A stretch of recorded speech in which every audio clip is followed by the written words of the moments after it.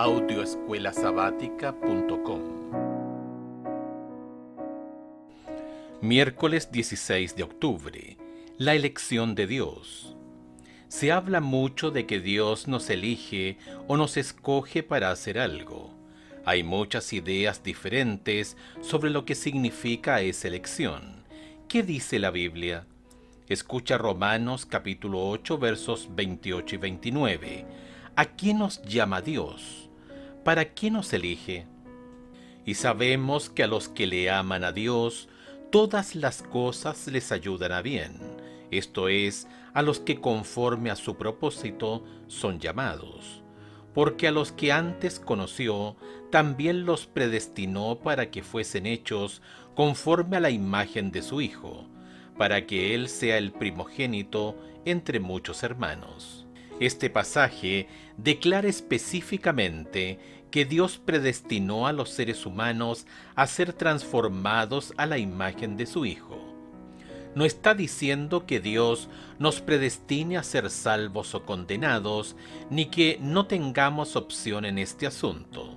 En otras palabras, la elección es con el propósito de transformarnos. Debemos ser transformados para reflejar al Hijo de Dios.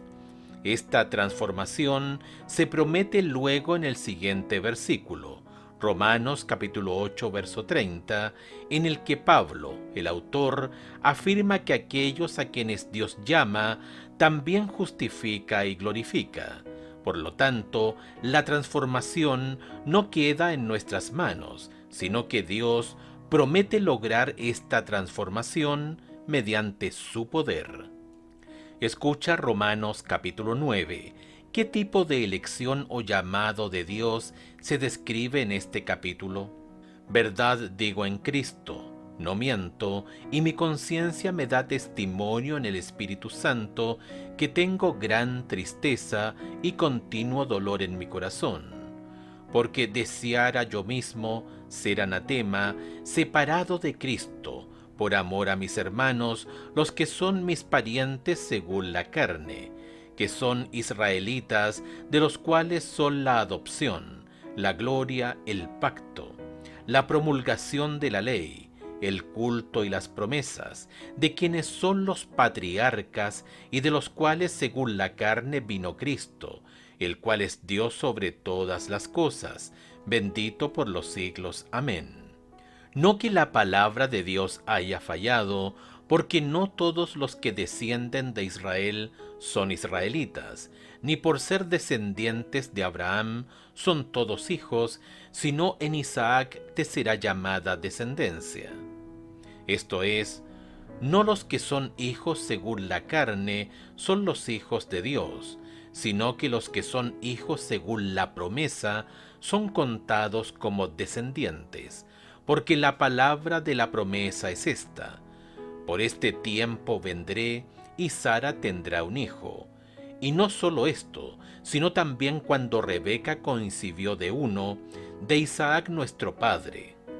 Entre paréntesis, pues no habían aún nacido, ni habían hecho aún ni bien ni mal, para que el propósito de Dios conforme a la elección permaneciese, no por las obras, sino por el que llama. Cierra de paréntesis. Se le dijo, el mayor servirá al menor.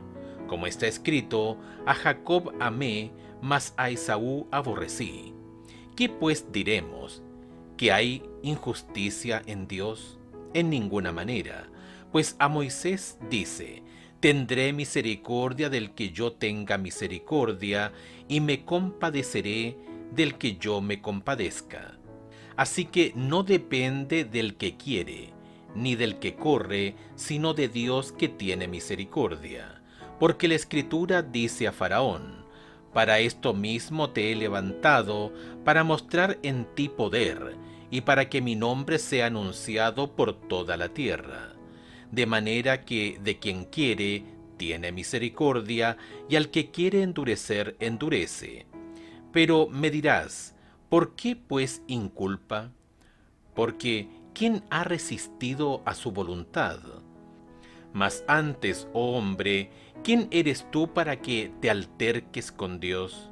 Dirá el vaso de barro al que lo formó: ¿por qué me has hecho así?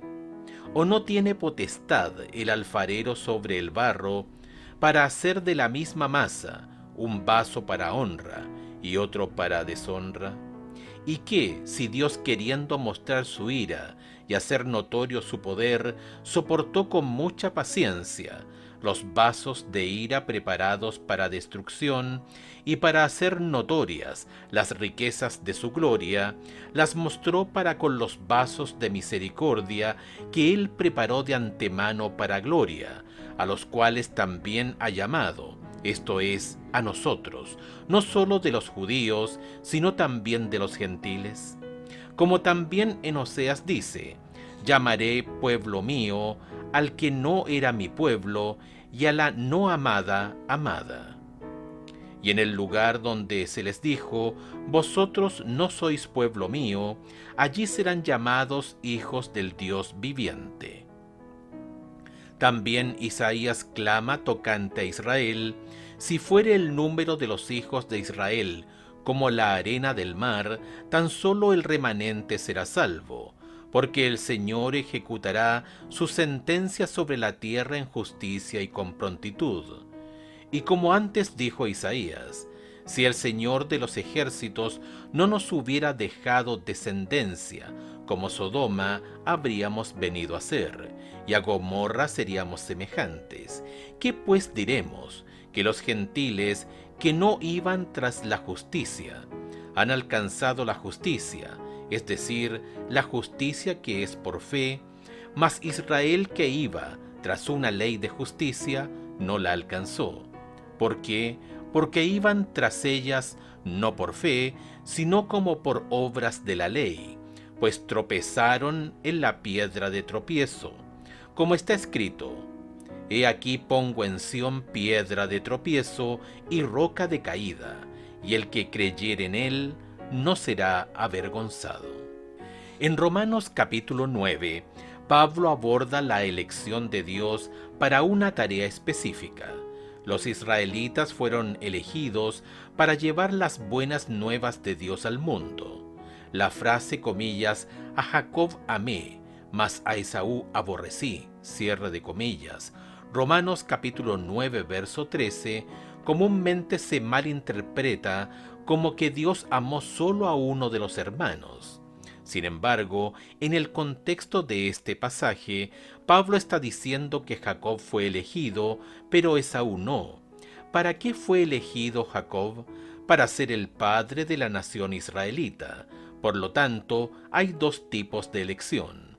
En primer lugar, Dios nos elige a cada uno de nosotros para la salvación y quiere que seamos transformados a la imagen de Jesús.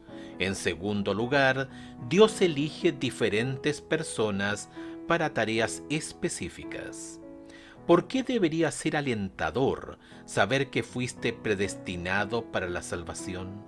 Sin embargo, eso no significa que tus elecciones no puedan hacer que pierdas la salvación que Dios ofrece. ¿Por qué?